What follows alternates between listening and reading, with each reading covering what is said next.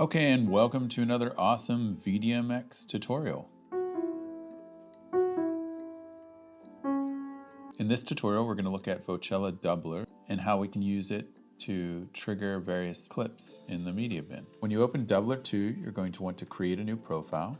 Even though they do not recommend using your internal microphone, you can, but the results and quality will vary. So depending on your situation, whether you're doing this in a live event, a concert hall, or at home, you can play around with the mic calibration settings and try and find something that sounds right and works right for you.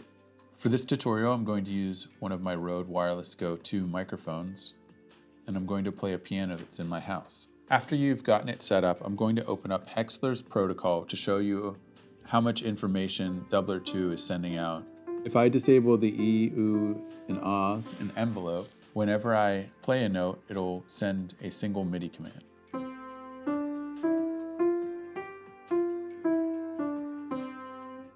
For this tutorial, I'm gonna open up the Simple Player template.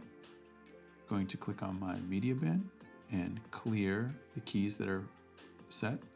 I'll then click Detect and play notes on my piano so that Dubler 2 assigns MIDI commands to the media bin. From here, I'll drag and drop some clips, and I'm going to make sure that I preload the media so that VDMX can access it as fast as possible.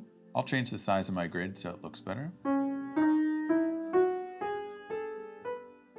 The results look okay, but we can fine-tune it. That's where the stickiness slider starts to come in. A high stickiness makes it more difficult to move from one note to the next to avoid accidental note changes, or a low stickiness will make it more responsive and shift between clips faster.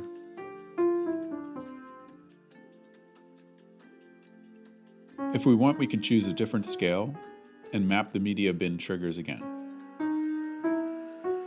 Dubler is scale and pitch specific, so you can fine-tune your setup or go wild and map the entire chromatic scale in each octave. It's really up to you. I hope this tutorial helped you to jump in and get started with Dubler 2 and VDMX. If you have any cool examples of how you use Dubler 2 and VDMX, please share them on our forums or if you have any questions, post a comment below and we'll get back to you. Thanks.